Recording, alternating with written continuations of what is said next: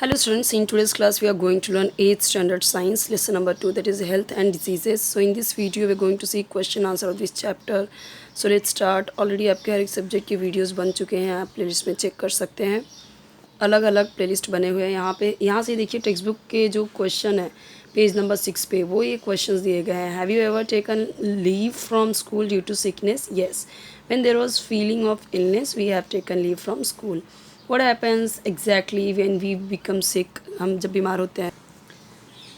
When we become sick, there is disturbance in the normal health. There is some pain in the body. One may get fever.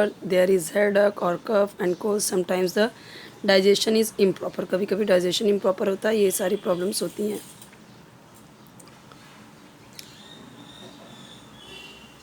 Next. Sometimes we feel good even without taking any medicines, and sometimes we need to consult doctor and take regular medicines in sickness. Okay, so कभी कभी तो हम without any medicine हम ठीक हो जाते हैं, but कभी कभी हमें कंसल्ट करना पड़ता है डॉक्टर से. तो यहाँ पे देखो दिया गया कि कुछ जो इलनेस होते हैं वो ट्रीट हो सकते हैं हाउस होल्ड रेमेडीज़ से. Even if there is infection, अगर कोई इन्फेक्शन है अगर ये शॉर्ट पीरियड के लिए है तो शॉर्ट पीरियड के ही रहता है और अपने आप ठीक हो जाता है. But some of the illness are severe, कुछ कुछ बहुत सीवियर होते हैं और वो क्योर नहीं हो सकता इस तरीके से. इसीलिए फिर डॉक्टर से एडवाइस और ट्रीटमेंट की रिक्वायर होती है. So with doctors consultation and regular medicine there is a relief. Again here from page number text book. Now from page number 6 of textbook, given one question.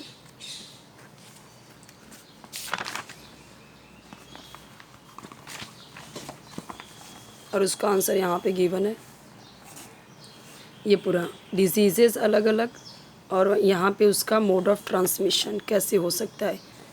Okay, तो यहाँ पे जो hepatitis है अगर contaminated food है, water अगर इस तरीके से दूषित है तो कुछ some types of hepatitis such as hepatitis B is transmitted through infected blood. अगर ब्लड इन्फेक्टेड है और वो दूसरे बॉडी में इंजेक्ट हो गया तो वो हो सकता है. Malaria bite of female mosquito.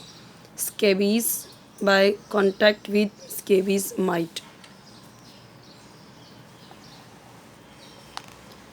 और यहाँ पे दो क्वेश्चंस हैं. What do we mean by pathogen. So देखो जो माइक्रोब्स होते हैं उनकी वजह से जो इन्फेक्शंस होते हैं, अलग अलग डिजीज़ेस होती हैं, उसी को बोलते हैं pathogen. So what do we mean by infectious diseases. जो इन्फेक्शियस डिजीज़ेस होते हैं, अलग अलग जो इन्फेक्शन के थ्रू होते हैं, उनको इन्फेक्शियस डिजीज़ेस का मतलब क्या है उसका मीनिंग यहाँ पे दिया है.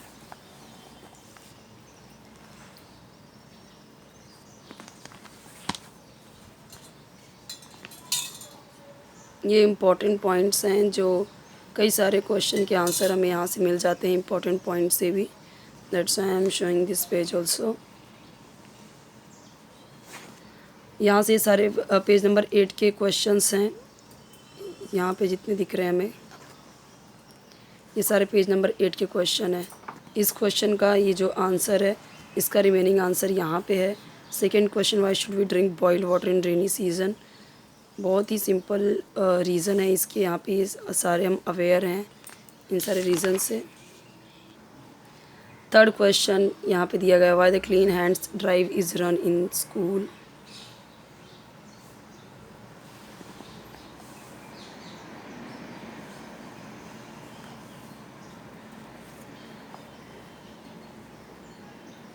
नेक्स्ट यहाँ पे देखते हैं.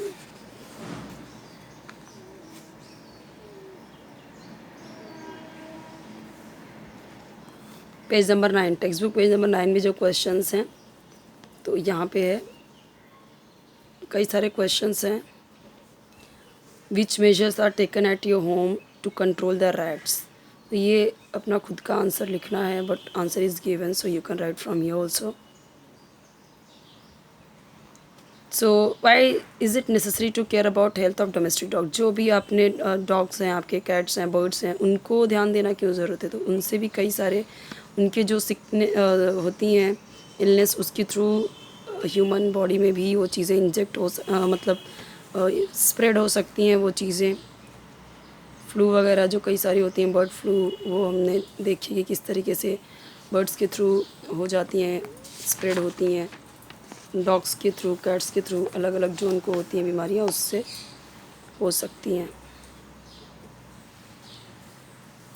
Whether animal cages and their living places should not be near the kitchen, kitchen के पास में नहीं होना चाहिए। So some diseases can be passed from animals to human beings, तो कई सारे diseases ऐसे हैं जो animals से human में आ सकते हैं। Such infections should be avoided, जो फूड होते हैं, वाटर होते हैं किचन के, should be kept safe and should not get contaminated, उससे दूषित नहीं होना चाहिए, so that our health remains safe. Therefore the animal cages and their living place should not be near the kitchen.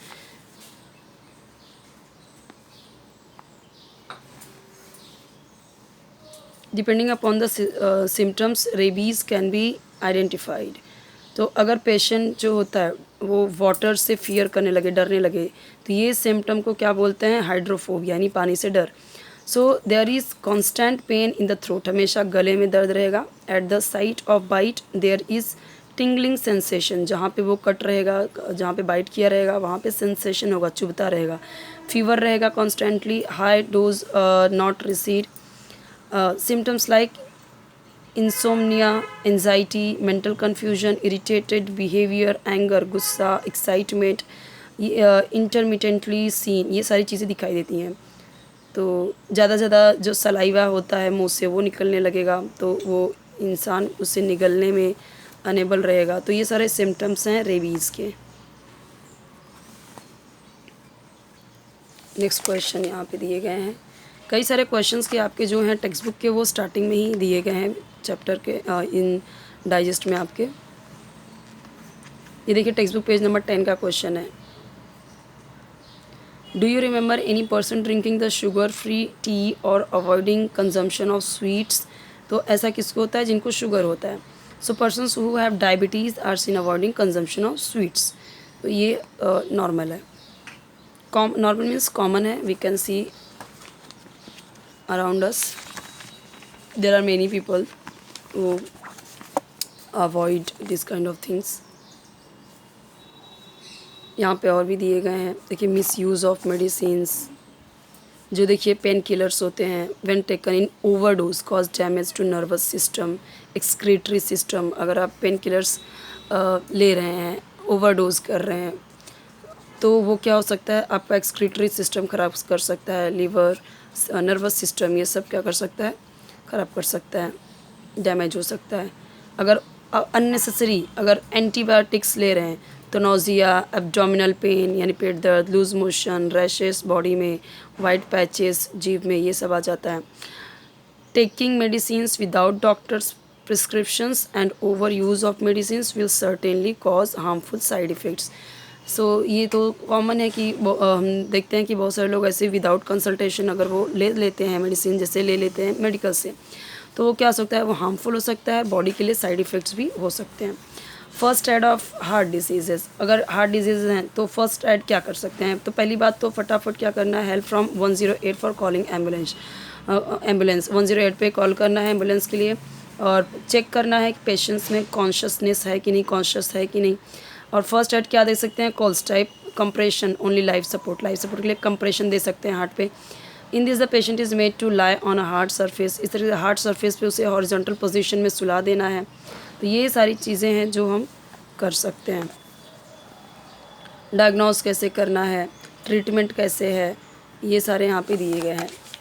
अब यहाँ पे दिया गया है लाइफस्टाइल एंड डिजीजेस। लाइफस्टाइल जैसे types of diet, routine and the pattern of thinking too, किस तरीके से थिंकिंग है, डाइट कैसा है, रूटीन कैसा है, वो सारी चीज़ें भी डिपेंड करती हैं डिजीज़ पे। Right kind of lifestyle including sufficient sleep, proper sleep है, अगर राइट फूड है, yoga, pranayama and sufficient physical exercise, तो ये सारे अगर प्रॉपर हैं तो सही है। By wrong kind of lifestyle there is increase frequency of ill health and episodes of diseases. Lifestyle अगर रॉन्ग जा रहा है तो यहाँ पे कई सारे इलनेस के पॉसिबिलिटीज़ हैं। वैक्सीनेशन क्या है, देखो for prevention of the infectious disease preventive vaccination can be given, तो इससे हम किसी भी पर्सन की हेल्थ बचाई जा सकती है। वैक्सीनेशन से जो बेबीज़ को दिए जाते हैं उन्हें प्रोटेक्ट करने के लिए कई सारे डिजीज़ से। इंपॉर्टेंट डेज ये हैं। अब यहाँ से हमारा स्टार्ट होता है क्वेश्चन आंसर। तो ये सारे क्वेश्चंस हैं यहाँ पे, ये पूरे फर्स्ट टू लेके 7 तक। तो फर्स्ट का आंसर यहाँ पे देखिए दिया गया है BCG, सेकंड का भी यहाँ पे ट्रांसफ्यूजन, थर्ड का ORS, फोर्थ का यहाँ पे है, फिफ्थ का, सारे क्वेश्चन आंसर सामने सामने दिख रहे हैं।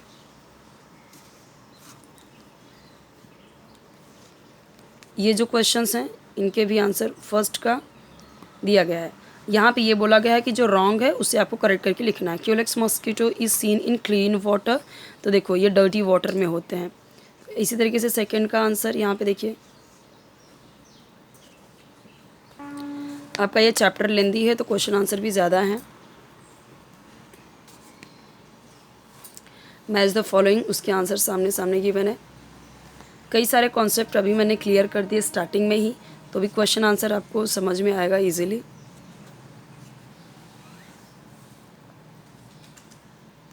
सारे मैच द फॉलोइंग के आंसर सामने गिवन है। ऑटम दिया हुआ है,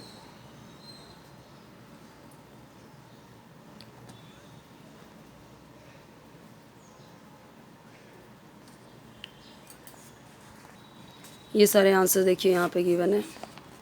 अभी जो हमने क्वेश्चंस देखे उनके, ये जो क्वेश्चंस हैं इनके यहाँ पे दिए गए हैं आंसर। रिमेनिंग आंसर जो हैं डिफरेंशिएशन के वो इधर है।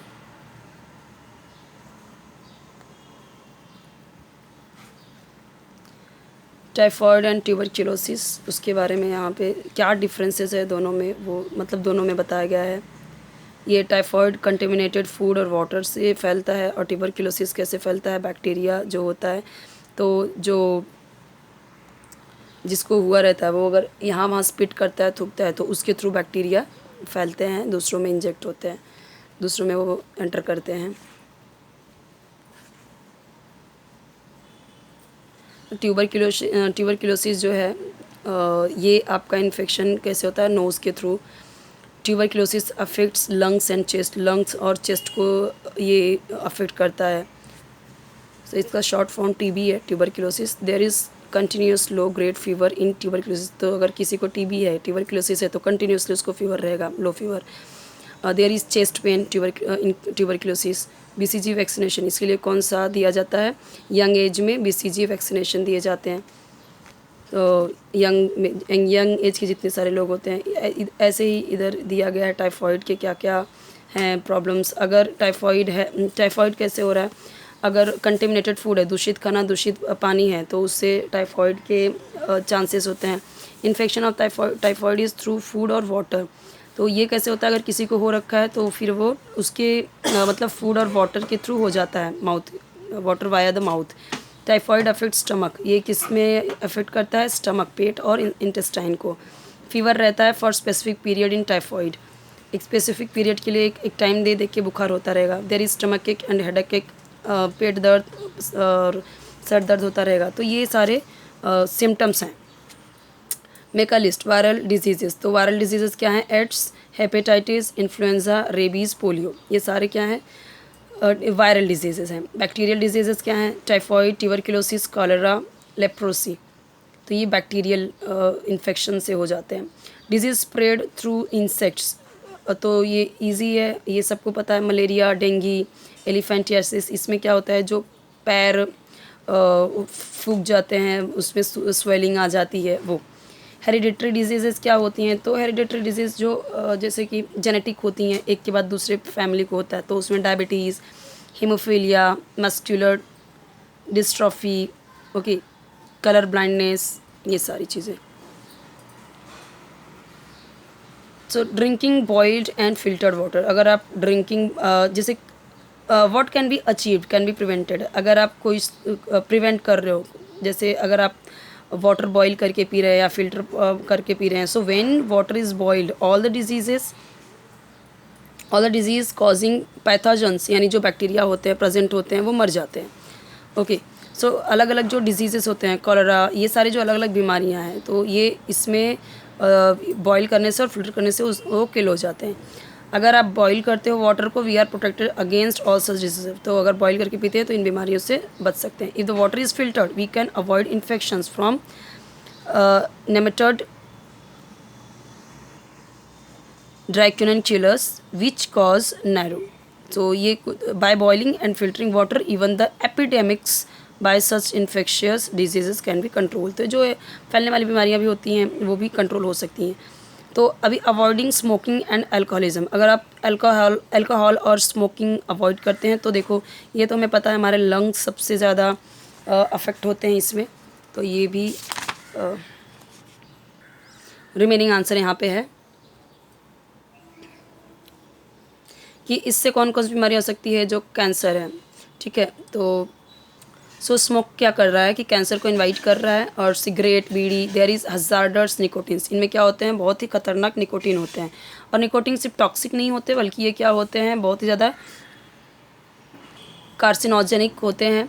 और cancer of oral cavity, tongue, respiratory tract, lungs is very common among smokers. तो ये अलग अलग हमने देखे यहाँ पे कैंसर्स के चांसेस होते हैं। Alcoholism and smoking leads of to addiction, alcohol smoking क्या करते हैं, एडिक्शन की मतलब लत की तरफ लेके जाते हैं। Therefore smoking and alcoholism should always be avoided. Regular balance diet and exercise, तो रेगुलर बैलेंस डाइट कर रहे हैं, एक्सरसाइज कर रहे हैं तो उसके फ़ायदे नॉर्मल है कि जंक फूड नहीं खाना चाहिए। ओके, एक्सरसाइज क्या करता है, ब्लड सर्कुलेशन बढ़ाता है। कई सारे जो डिसऑर्डर होते हैं वो by faulty life style can be prevented by having regular balance diet and exercise. ये इससे हम बच सकते हैं।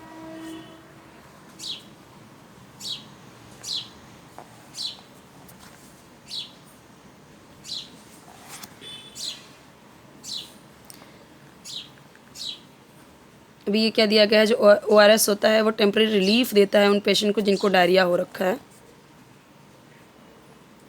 तो यहाँ पे हमने कई सारी चीज़ें देखी और इसे पढ़ के ये आपके लिए बहुत हेल्पफुल है कि किस तरीके से आपको क्या करना है, क्या नहीं करना है।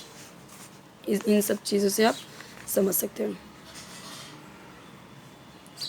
कई सारे क्वेश्चन आंसर हैं तो अभी मैं फटाफट आपको सारे क्वेश्चन आंसर समझाती हूँ। बहुत ही अच्छा चैप्टर है।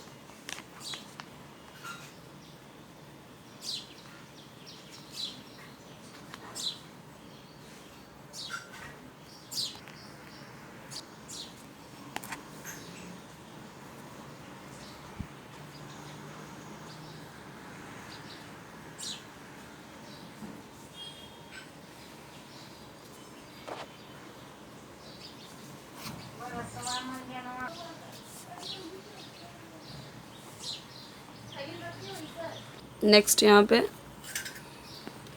जेनरिक मेडिसिन्स यहाँ पे दिया गया है। ये अफोर्डेबल होते हैं सिटीज़न ऑफ इंडिया के लिए।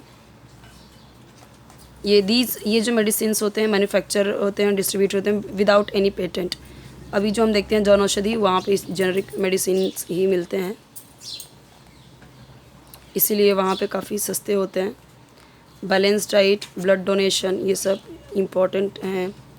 Explain the importance, balance diet क्यों ज़रूरी है, ब्लड डोनेशन क्यों ज़रूरी है, जेनरिक मेडिसिन का क्या इंपॉर्टेंस है, फिजिकल एक्सरसाइज योगासन का क्या इम्पोर्टेंस है, ये सारी चीज़ें यहाँ पे दी गई हैं।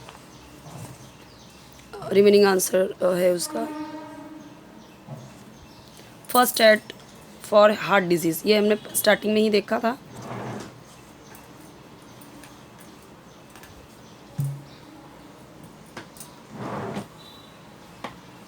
Read the passage and right the questions, ये पैसेज आपको दिया गया और उससे क्वेश्चंस दिए गए हैं, उसके आंसर्स लिखने हैं जो गिवन है यहाँ पे।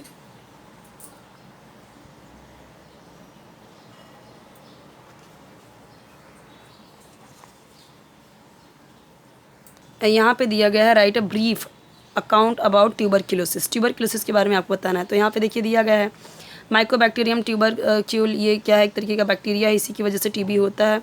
ठीक है, ये सारी चीज़ें हैं उसके बारे। नेक्स्ट यहाँ पे रिमेनिंग आंसर है उसका, right the symptoms of dinghy, यानी कि जो डेंगू होता है उसके बारे में आपको बताना है।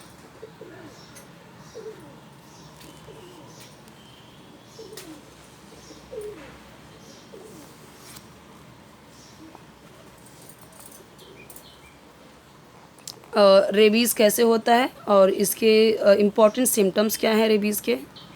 Right the symptoms of cancer, तो ये है।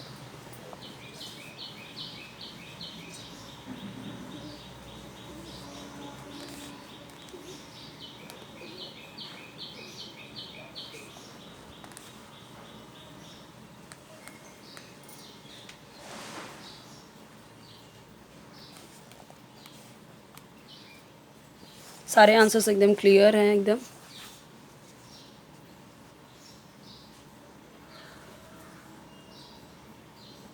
वीडियो लेंदी जा रहा है क्योंकि काफ़ी क्वेश्चन आंसर है, एक्सप्लेनेशन ज़रूरी था कुछ के,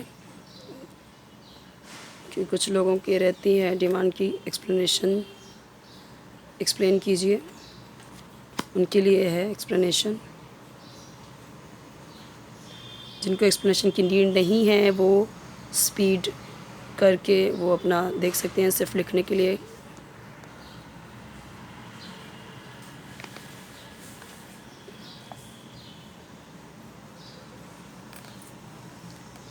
हार्ट डिजीज़ के ट्रीटमेंट के क्या डायग्राम है वो यहाँ पे दिया गया है। Bypass surgery, open heart surgery, कई सारे यहाँ पे गिवन है।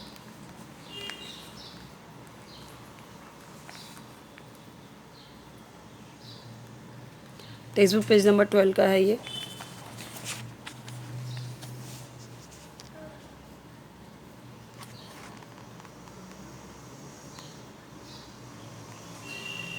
यहाँ पे ये चैप्टर कंप्लीट होता है।